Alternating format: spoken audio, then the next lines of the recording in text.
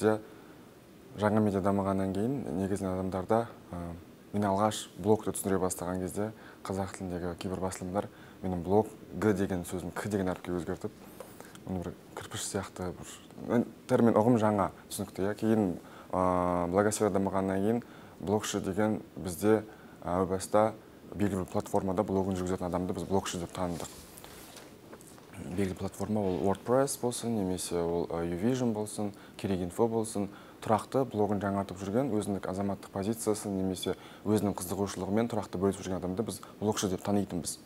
Уақыт өте келе әлемде блогосфера, жалпы блогерлік төмендей бастады, жалпы қызығушылық оған төмендей бастады, себебі әлеуметтік желілер орын басты, Web 3.0 дейміз.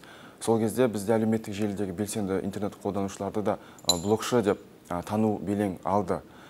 Егер интернет аудитория сөйтіп түсінетін болса, әлеуметтік желідегі белсенді интернет қолданушыны делік оның бір 5000 тұрақты оқырманы бар, оған үнемі кем дегенде жазған сайын бір 500 ұнату түймесін басатын болса, немесе Twitterде оның 1000-нан аса оқырманы болса, соны блогшы деп атайық деген бір көзқарас қалыптасқан.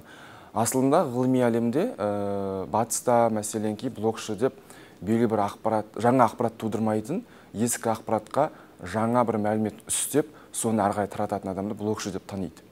Және ол адамның ақпарат тарататын белгілі бір нақты алаңы бар. Ол алаңы ол өзінің жеке сайты болуы мүмкін, яғни стендалон блог, немесе ол әлеуметтік желідегі өзінің тұрақты бір орны болуы мүмкін деген тәрізді. Бізде Қазақстанда блогшы дегенге әдетте біз кімді танимыз? Азаматтық көзқарасын интернетте тұрақты түрде жиі білдіріп отыратын белсенді интернет қолданушы.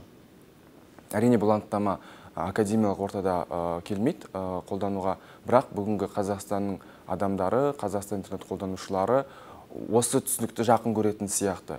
Жеке өз басым бұған келісе алмаймын, себебі менің түсінігімде ол блогшы деген бірінші кезекте ол азаматтық көзқарасы айқын адам, әрі азаматтық көзқарасын үнемі көрсетіп отыратын, одан тайынбайтын белсенді интернет қолданушы. Әйтпесе күнделікті жай ғана бір өзінің қызығушылығымен ғана бөлінетін, тек суретін ғана жариялайтын, өзінің суретін жариялайтын адамды мен блогшы дей алмас едім. Әрине бұл менің жеке өзімнің беріп отқан анықтамам.